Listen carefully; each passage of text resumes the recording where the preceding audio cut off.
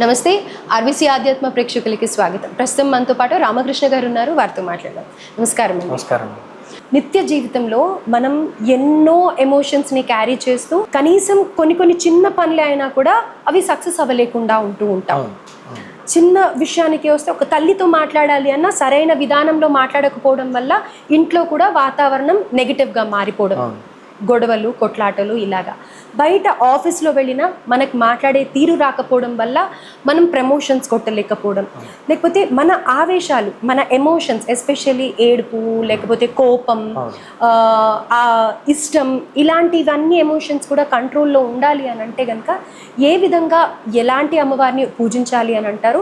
దీనికంటూ ఏమన్నా ప్రత్యేకమైన విధి విధానాలు ఉన్నాయి అని అంటారు? అయితే అమ్మవారు తావిద్రుమహే మనీలధవళఛాయైర్ముఖే స్త్రీ క్షణై తామిందు నిబద్ధరత్నమకుటాం వందే రవిందస్థితాం. అమ్మవారు కామేశ్వర ముఖాలోక కల్పిత శ్రీ గణేశ్వర. అమ్మవారికి విశేషమైనటువంటి నామాల్లో ఇది కూడా ఒక నామం. అంటే మొట్టమొదటిగా చిన్నప్పటి నుంచి అందరినీ కూడా గణపతికి ఎక్కువగా రిలేట్ చేస్తూ ఉన్నటువంటి నామం ఇది అన్నమాట. చిన్నప్పటి నుంచి గణపతి ఎందుకు అందరికీ ఇష్టం? చిన్నపిల్లవాడు ఉంటాడు, గణపతి బొప్ప మోరియా అని అంటాడు. గణపతి అంటే బాగా ఇష్టం వాడికి, ఎందుకో తెలియదు. ఆయన అంటే ఎందుకో ఇష్టం. మీకు కానివ్వండి, నాకు కానివ్వండి, ఎవరికైనా గణపతి అని అంటే ఇతర అమ్మవార్లు అంతకన్నా ఇష్టమైనప్పటికీ కూడా మొట్టమొదటిగా గణపతి అంటే బాగా అందరికీ కూడా ఇష్టం. ఎందుకు అనంటే అమ్మవారి యొక్క నామాల్లో చెప్పినటువంటి ఈ యొక్క కామేశ్వర ముఖాలోక కల్పిత శ్రీ గణేశ్వర. అమ్మవారులందరూ కూడా వారాహి అమ్మవారు, శ్యామల అమ్మవారు, బాలా అమ్మవారు, త్రిపుర సుందరి, మహాత్రిపుర సుందరి అమ్మవారు అందరూ కూడా యుద్ధం చేస్తున్నారు. ఆ యుద్ధం చేస్తూ వారందరూ కూడా వారి వారి పరివారాలతో అందరితో కూడా యుద్ధం జరుగుతూ ఉన్నటువంటి సందర్భంలో ఆ యొక్క రాక్షసులందరూ కూడా వీరితోటి యుద్ధం మనం గెలవలేము అని అనుకున్నటువంటి వాళ్ళు వారందరూ కూడా ఏదో ఒక పని చెయ్యాలి, వీరితో మనం ఈ దేవతలందరితోటి కూడా మనం గెలవలేము, వీరందరినీ కూడా మనం సిద్ధించలేము, కాబట్టి మనం ఏదో ఒక పని చెయ్యాలి అనుకున్నటువంటి వాళ్ళు ఈ రాక్షసులందరూ కూడా ఏం చేశారు అని అంటే ఒక యంత్రాన్ని నిర్మించారు. ఆ యంత్రాన్ని నిర్మించి ఆ యంత్రంలో కొద్దిమంది దేవతల్ని ఆవాహన చేసి దుష్ట దేవతల్ని ఆవాహన చేశారు. ఆ ఆవాహన చేసి లోపలికి వెళదాం అనుకునేసరికి ఆ లోపలలో ఉన్నటువంటి ప్రకృతి దేవతలందరూ కూడా అక్కడ ఉన్నారు. అమ్మవారి దగ్గరికి వెళ్ళటం అంటే అంత సాధ్యపడుతుందా? సాధ్యపడదు. కాబట్టి ఆ ప్రకృతి దేవతలందరూ కూడా అక్కడ వారిని అడ్డుకునేసరికి మరలా బయటకు వచ్చేసేసి అక్కడి నుంచి వీరు గాల్లోకి వెళ్ళి గాల్లో నుంచి ఆ యంత్రాన్ని విసిరేశారు. ఎక్కడికి విసిరేశారో తెలియదు, అమ్మవారి దగ్గర పడేటట్టుగా విసిరేశారు. పైనుంచి ఆ యంత్రం వచ్చి అమ్మవారి దగ్గర సమీప ప్రాంతాల్లో ఆ యంత్రం అంతా కూడా పడింది. పడేసరికి అక్కడ ఉన్నటువంటి అమ్మవారి పక్కన ఉన్నటువంటి ఇత్యాది పరివార దేవతలందరూ కూడా ఒకసారిగా మూర్చపోయారు. మూర్చపోయి ఒక్కసారిగా వారందరూ కూడా వారిలో వారే మాట్లాడుకోవటం మొదలు పెట్టారు. అసలు ఎవరు వీరందరూ కూడా? వీరితోటి మనం ఎందుకు యుద్ధం చేస్తున్నాం, ఎందుకు చేయబడుతున్నాం, వారందరికీ కూడా మనం వారితో యుద్ధం చేయటం వల్ల ఎవరికి లాభం వస్తుంది, అట్లానే మనం యుద్ధం చేయటం ఏమిటి, అమ్మవారు అక్కడ కూర్చొని అమ్మవారు ఆ ఫలితాన్నింటినీ కూడా ఆ క్రెడిట్ అంతటినీ కూడా అమ్మవారు తీసుకోవటం ఏమిటి అని చెప్పేసి వీరిలో వీరే మాట్లాడుకుంటున్నారు. అట్లా కామేశ్వర ముఖాలోక కల్పిత శ్రీ గణేశ్వర. ఆ యంత్రం దేనికి సంబంధించినటువంటి యంత్రం అని అంటే వీరందరూ కూడా ఇట్లా ఎందుకు మాట్లాడుకుంటున్నారు అని అంటే ఈ నామంతో ఒక మానవుడికి సంబంధించినటువంటిది కూడా రిలేట్ చేస్తూ ఈ మంత్రం చెప్పబడి ఉన్నది. అంటే ఈ యంత్రంలో ఉన్నటువంటి కొద్దిమంది దుష్టశక్తి దేవతలు ఎవరైతే ఉన్నారో వారు ఆ యంత్రం అక్కడ పడటం ద్వారా మన మానవుడికి కూడా ఆ యొక్క శక్తులన్నీ కూడా వర్తించాయి అని చెప్పేసి ఈ నామం అర్థం చెప్తూ ఉన్నది. అంటే ఇప్పుడు మనలో ఉండేవి కూడా అవన్నీ దుష్టశక్తులే. కొన్ని శక్తులు ఉంటాయి, కొన్ని శక్తులన్నీ కూడా దుష్టశక్తులే. ఆ శక్తులు ఏమిటి? మనం ఏదైనా ఒక పనికి వెళదాం అనుకుంటున్నాం, గుడికి వెళదామని అనుకుంటున్నాం. గుడికి వెళదాం అనుకొని మనం చక్కగా రెడీ అయ్యాము, ఇంటి నుంచి బయలుదేరి గుడికి వద్దాం అనుకునే లోపల బయటికి రాగానే ఎవరో ఒక స్నేహితుడు వస్తాడు. వచ్చి రోజు వెళ్తూ ఉన్నావు గుడికి, రోజు వెళ్ళే కదా గుడే కదా, ఈ రోజు ఏదో సినిమా రిలీజ్ అయింది, సినిమాకి వెళ్దాం పదా అని చెప్పేసి అక్కడికి తీసుకెళ్ళిపోతాడు. అక్కడి నుంచి అదొక శక్తి, అదొక దుష్ట శక్తి. అంటే మంచి ఫలితం రావటమే కాదు, అక్కడి నుంచి వాడు వెళ్ళిపోవటం ద్వారా అమ్మవారి దగ్గరకు వస్తాననుకున్నటువంటి శక్తి కూడా పోతుంది వాడితో పాటు. అట్లానే ఆఫీసులో నేను ఈరోజు ఏదో దిగ్విజయంగా ఈ పనిని పూర్తి చేయాలి అని అనుకుంటాడు. అనుకొని ఇక్కడి నుంచి ఆఫీస్కి వెళ్తారు. వెళ్ళి ఆఫీస్లోకి వెళ్ళంగానే వారికి ఏమనిపిస్తుందో తెలీదు, మనతో ఏమవుతుందిలే ఈ పని, మనం ఈ పనిని ఏం చేయగలుగుతాంలే, ఈరోజు ఏం చేస్తాంలే, అసలు ఈరోజు చెయ్యొద్దు, ఈ పని వదిలేద్దాం అని అనుకునేటువంటి వాళ్ళు ఇదొక శక్తి. అట్లానే అసలు ఏదైనా ఒక పనిని ప్రారంభించే ముందు మన వల్ల ఈ పని అవుతుందా, మనం ఈ పనిని చేయగలుగుతామా అనేటువంటి క్వశ్చన్ మార్క్ దగ్గర ఆగిపోతారు కొంతమంది. ఇది ఒక శక్తి. అట్లానే మనం ఏదైనా ఒక పని మీద మనం ఒకరి దగ్గరికి వెళ్ళినప్పుడు మనం పాజిటివ్గా వారి దగ్గరికి వెళితే వారి దగ్గర ఉన్నటువంటి దుష్టశక్తి రీత్యా మనల్ని వారు బాగా చికాకు పెట్టేసేసి ఇంక వీడి దగ్గరికి వెళ్ళకూడదు అనుకొని బయటకు వచ్చేస్తాం మనం. అది ఒక శక్తి. ఇట్లా అష్టశక్తుల్ని అష్టసిద్ధుల్ని వారు దాంట్లో పడేశారు. పడేసేసరికి వీరందరూ ఏం చేశారు, అక్కడ గురించి అమ్మవారిని గురించి మాట్లాడుకుంటున్నారు. శ్యామల కానివ్వండి, అట్లానే వారాహి అమ్మవారు కానివ్వండి, బాలా అమ్మవారు కానివ్వండి, లలితా త్రిపుర సుందరి కానివ్వండి, వీరందరూ కూడా ఎందుకు ఇట్లా మాట్లాడుకుంటున్నారు, వీరికి ఏ శక్తి ఆవహించింది వీరిలో అని చెప్పేసి అనుకుంటూ మహాత్రిపుర సుందరి అమ్మవారు ఒక్కసారిగా కళ్ళు మూసుకొని ఆ యొక్క కామేశ్వరుణ్ణి, అంటే అమ్మవారికి ఇబ్బంది వస్తే ఈశ్వరుడు సంరక్షిస్తాడు, ఈశ్వరుడికి ఇబ్బంది వస్తే అమ్మవారు సంరక్షిస్తుంది. ఒక దంపతులు ఇద్దరు ఉన్నారనుకోండి, ఆ దంపతులము ఇద్దరికి కూడా ఏదైనా వారి భర్తకి ఇబ్బంది వచ్చిందనంటే భార్య పక్కన నించుంటుంది. అంటే మనం ఏదో తీసుకొని వచ్చి వారు ఒక 100 కోట్లు నష్టపోయారు, భార్య పక్కన నించొని 100 కోట్లు తీర్చిస్తుందని కాదు. భార్య ఏదైనా వారికి మంచి చెబుతుంది. పోతే పోయిందిలేండి, మీ దగ్గర శక్తి ఉన్నది కాబట్టి ఇంకొంచెం సంపాదించుకుందాం, 1 సంవత్సరం పోయేది 2 ఏళ్లలో సంపాదిస్తాం, పోయేదేముంది అని ఒక ధైర్యం ఇస్తాం. ఆ సమయంలో వారికి కావాల్సినటువంటిది ఒక ధైర్యం. అట్లానే భార్య ఏదైనా ఇబ్బంది పడుతూ ఉన్నది, ఆరోగ్యరీత్యా ఏదో సమస్య వచ్చింది, ఏమి లేదులే నీ పక్కన నేను ఉన్నాను కదా, నీకేమి ఇబ్బంది అని చెప్పేసి భర్త చెప్తాడు భార్యతో. ఆ యొక్క శక్తితోటి, ఆ ఆనందంతో వారి ఇద్దరూ కూడా ఒకరిని ఒకరు పుంజుకొని పైకి వస్తారు. కష్టాల్లో ఉన్నటువంటి భార్య ఇంటికి వచ్చిన తర్వాత వారిని ఇంకొంచెం ఇబ్బంది పెట్టింది అనుకోండి, అంతే, నువ్వు ఎప్పుడూ నష్టపోతూనే ఉంటావు, ఎప్పుడూ నష్టపెడుతూనే ఉంటావు అని చెప్పేసి ఇంకొన్ని 4 మాటలు వాడిని అనేసరికి, అరే అక్కడికి వెళ్ళినా ఇవే మాటలు అనుభవిస్తున్నాను, ఇక్కడికి వచ్చి ఇవే మాటలు అనుభవిస్తున్నాను, నేను ఇంకెక్కడికి వెళ్ళాలి అని వేరేది వెతుక్కోవడానికి అవకాశం కలగదు. ఇది ఒక శక్తి, అది ఒక శక్తి. ఈ 2 శక్తుల మధ్యలో కొట్టమిట్టాడుతూ ఉంటాడు ఆ యొక్క మగవాడు.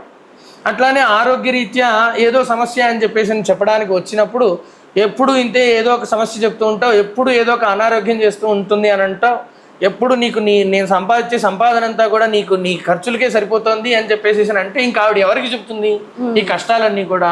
నాకు పక్కన ఒకడు ఉన్నాడు అని ఆవిడ అంతా కూడా చెప్తుంది. అట్లా మనమే తీసుకోవటం కాదు, పార్వతీ అమ్మవారే, ఆ మహాత్రిపుర సుందరి అమ్మవారే ఈ శక్తిని అంతటినీ కూడా ఒకసారి కళ్ళు మూసుకొని నా పక్కన ఎవరున్నారు అని చెప్పేసి కళ్ళు మూసుకొని ఆలోచించేసరికి కామేశ్వర ముఖాలోక కల్పిత శ్రీ గణేశ్వర, ఆ యొక్క ముఖంలో ఉన్నటువంటి ఆ యొక్క కామేశ్వరుడు అయినటువంటి ఆ పరమేశ్వరుడు ఆవిడికి కనిపించారట. కనిపించి, అమ్మా నీ పక్కన నేనున్నాను, నీకెటువంటి అమ్మవారు కూడా పూజ చేశారు, అమ్మవారు స్మరించారు. కేవలం స్మరణ మాత్ర సంతుష్టాయి నమః. అమ్మవారు స్మరిస్తే చాలట, ఏదైనా జరుగుతుంది. మనకి ఒక పని జరగాలి అని మనం అమ్మవారి దగ్గరికి వెళ్ళి అప్లికేషన్ పెడితే, అమ్మవారు వీరికి ఈ పని జరగాలి అని మనస్సులో స్మరిస్తే చాలట, ఆ పని జరిగిపోతుంది. మనం ఏదో ఎవరి ద్వారానో వచ్చి మనతో ఈ పని జరిపించాలి అనేది ఏం లేదు.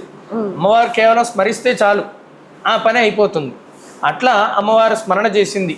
కామేశ్వర ముఖాలోక కల్పిత శ్రీ గణేశ్వర, నా పక్కన ఎవరున్నారు, కామేశ్వరుడు ఉన్నాడు కదా అని చెప్పేసి స్మరణ చేసేసరికి కామేశ్వరుడు చెప్తూ ఉన్నాడు, అమ్మా నీ పక్కకి ఒక శక్తిని పంపిస్తున్నాను, ఆ శక్తి ఎవరు అని అంటే గణేశ్వర, గణేశుడిని నీ పక్కకి పంపిస్తున్నాను అని చెప్పేసి చక్కగా గణేశుడిని దగ్గరికి పంపించి ఆ యంత్రాన్ని అంతటినీ కూడా ధ్వంసం చేసి, అక్కడ ఉన్నటువంటి వాళ్ళందరూ ఏదైతే చెడుగా మాట్లాడుకుంటున్నారో ఆ చెడునంతటినీ కూడా ఆ యంత్రాన్ని ధ్వంసం చేయడం ద్వారా వారిలో మరలా శక్తి ఉద్భవించింది, దైవశక్తి ఉద్భవించి, ఇప్పటిదాకా అసలు ఏమి జరిగింది, గణేశుడు ఎందుకు వచ్చాడు ఇక్కడికి, అట్లానే ఈశ్వరుడు ఎందుకు వచ్చాడు ఇక్కడికి అని చెప్పేసి వారిలో వారే మాట్లాడుకుంటూ వారందరూ కూడా మరలా రాక్షసుల దగ్గరికి వెళ్ళి రాక్షస సంహారం చేస్తూ ఉన్నారు.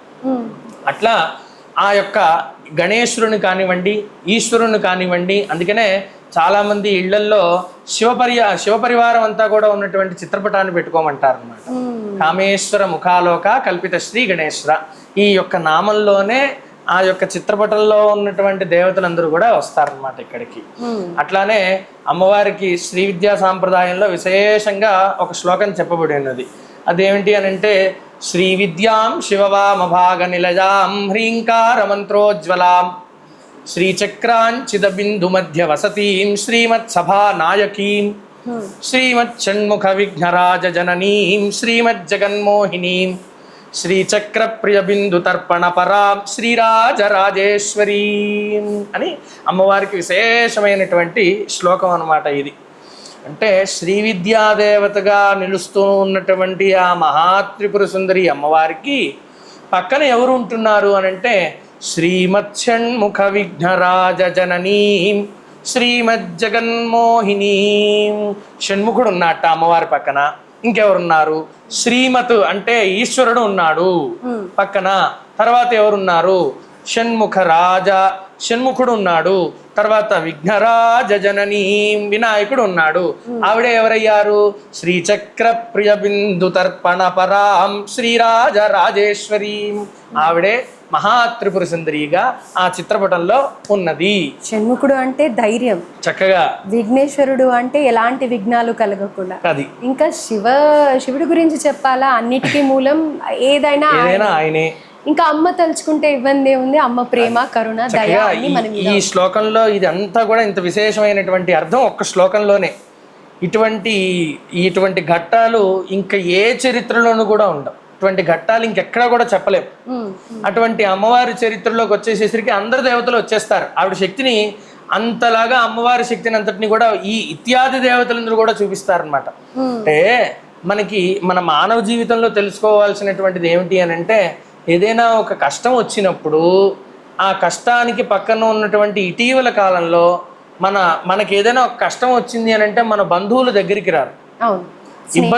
స్నేహితులు కానీ బంధువులు కానీ కావాల్సినటువంటి వాళ్ళు కానీ మనం బాగున్నాము అని అంటే మన నలుగురు మన దగ్గరకు వచ్చేవాళ్లే కానీ మనం అసలు బాలేదు, మన పరిస్థితి బాలేని పరిస్థితిలో ఉన్నది అని అంటే ఎవరు కూడా దగ్గరికి రారు. అటువంటి అమ్మవారికి ఇబ్బంది కలిగింది అని అనిపించేటువంటి సందర్భంలోనే వచ్చి అమ్మవారి పక్కన వీరందరూ కూడా నించొని వారి శక్తినంతటినీ కూడా ఉద్భవించి వారి శక్తులంతటినీ కూడా చూపించి అమ్మవారిని అక్కడ గెలిపించుకున్నారు. అంటే వారి పక్కన పరివార దేవతలందరూ కూడా అనుకుంటారు కదా, మరి అమ్మవారికి ఏమీ శక్తి లేదు, అమ్మవారు వాడి యంత్రం వేయంగానే అమ్మవారు కూడా పడిపోయింది అని చెప్పేసి అనుకుంటారు కదా.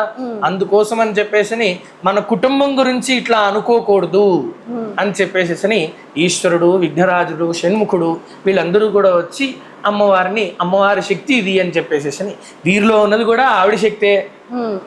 అయితే ఇప్పుడు మనలో ఇవన్నీ కంట్రోల్ చేయాలి అని అంటే కనుక మీరు చెప్పిన ఇందాక శ్రీ విద్యలోని ఒక మంత్రం అన్నారు కదా, అది చదువుకున్నట్టయితే కనుక మనలో ఉండే ఆ చెడు నెగటివ్స్ అన్ని పోయి మనం పాజిటివ్ గా ఉంటాము అని అనుకోవచ్చా? అవును, ఖచ్చితంగా ఉంటారు. ఖచ్చితంగా అమ్మవారికి కామేశ్వర ముఖాలోక కల్పిత శ్రీ గణేశ్వరాయై నమో నమః. అందరూ కూడా గణేశ్వరాయే నమో నమః అంటున్నారు, గణేశ్వరాయే నమః కాదు. అంటే ఇప్పుడు మీరు చెప్పేది ఇది లలిత సహస్రనామంలో వస్తుంది అనుకుంటాను. అవును, లలిత సహస్రనామంలో వస్తుంది. లలిత సహస్రనామంలో వచ్చేటువంటి ఈ నామమే కామేశ్వర ముఖాలోక కల్పిత శ్రీ గణేశ్వర. దీనికి పక్కనే ఉన్నటువంటి నామం ఏంటి అని అంటే మహాగణేశ నిర్భిన్న విఘ్నయంత్ర ప్రహర్షిత. విఘ్నాలన్నీ కూడా తొలగించేటువంటి వాడే, అక్కడికి వచ్చినటువంటి ఆ వినాయకుడే నాయకుడుగా నిలిచిన ఉన్నటువంటి వినాయకుడు. విఘ్నాలన్నీ కూడా మనందరం కూడా చెప్పుకుంటాం, ఆయనకి విఘ్నాలన్నీ తొలగించేవాడు కాబట్టే ఆయనకి విఘ్నేశ్వరుడు అని పేరు వచ్చిందనమాట. విఘ్నాలన్నీ తొలగించేటువంటి వాడు. అట్లానే గణాధిపతి అని ఆయనకి పేరు వచ్చింది. దీన్ని రిలేట్ చేసుకుంటూనే మాట్లాడుకుందాం. మహాగణేశ నిర్భిన్న విఘ్నయంత్ర ప్రహర్షిత. ఈ వినాయకుడికి ఎందుకు గణాధిపతి అని పేరు వచ్చింది అనంటే, ఈ అష్టసిద్ధులు అని చెప్పుకున్నాం కదా, దుష్టసిద్ధులు. ఆ దుష్టసిద్ధులు ఏవైతే ఉన్నాయో వారందరినీ కూడా గణాలు అని పిలువబడుతూ ఉన్నారు. ఆ గణాలు, దుష్ట గణాలన్నిటినీ కూడా దగ్గర పెట్టుకొని ఉన్నటువంటి వారు చుట్టూరు పెట్టుకొని ఉన్నటువంటి వాడే ఆ గణాధిపతి. అందుకనే ఆయనకి గణాధిపతి అని పేరు వచ్చింది అనమాట. గణాలందరికీ కూడా అధిపతి అయినటువంటి వాడు ఆ గణాధిపతి. అందుకనే చిన్నప్పుడు పిల్లవాడికి చదువు సరిగ్గా రావట్లేదు అనంటే వినాయకుడి గుడికి వెళ్ళండి, వినాయకుడి గుడికి వెళ్ళి చెంపలు వేసుకోండి, లేదా ముట్టికాయలు వేసుకోండి, లేదంటే కనుక ఆయనకి ఒక 11 ఉండ్రాళ్ళలో 108 ఉండ్రాళ్ళలో గణపతి దగ్గర పెట్టిరండి, చక్కగా పిల్లవాడికి చదువు వస్తుంది. లేదా సంతానం కలగట్లేదు, గణపతి దగ్గరికి వెళ్ళండి, గణపతి అనుగ్రహం కలుగుతుంది. అట్లానే మనం ఏదైనా విశేషమైనటువంటి పూజా కార్యక్రమాలు చేసుకునేటప్పుడు మనం పసుపు ముద్దతోటి గణపతిని చేసుకుంటాం. కలియుగంలో మనకి ఆ పసుపు ముద్దతో గణపతి ఎక్కడైతే జరుగుతుందో అక్కడ అమ్మవారి అనుగ్రహం కలిగినట్లు. అంటే గణపతిని పూజ చేస్తున్నాం కదా, అమ్మవారి అనుగ్రహం ఎట్లా కలుగుతుంది అంటే, మనం చరిత్రలో అసలు గణపతి వచ్చిందే ఆ పసుపు ముద్ద నుంచి కదా. అమ్మవారు ఆ నలుగు పెట్టుకుంటే ఆ నలుగుతో రూపాన్ని దాల్చింది ఈశ్వర గణపతిని చేశారు. అట్లా కలియుగంలో విశేషంగా ఆ పసుపు ముద్దకి గౌరీ గణాధిపతి అని పేరు. ఆ దాంట్లోనే గౌరీ అమ్మవారు గణాధిపతిగా ఉంటారన్నమాట. అట్లా విశేషమైనటువంటి పుణ్య ఫలితాలన్నీ కూడా అమ్మవారు అందిస్తుంది. ఈ యొక్క కేవలం స్మరణ చేయడం ద్వారా గణపతి అనుగ్రహం, కుటుంబం యొక్క అనుగ్రహం కలుగుతుంది అని చెప్పేసి ఈ విశేషమైనటువంటి నామాన్నంతటినీ కూడా అందరూ కూడా వారికి కుదిరినప్పుడల్లా వారి శక్తి కొలది ఇదంతా కూడా స్మరణ చేస్తూ చక్కగా ఆ యొక్క శివపర్యాయం అంతా కూడా, శివ కుటుంబం అంతా కూడా అనుగ్రహాన్ని పొంది అందరూ కూడా సుఖ సౌఖ్యాలతోటి ఉండాలి అని చెప్పేసి మీ ద్వారా కోరుతున్నాను అందరినీ కూడా. అలాగే అండి. శ్రీమాత్రే నమః. మాత్రే నమః.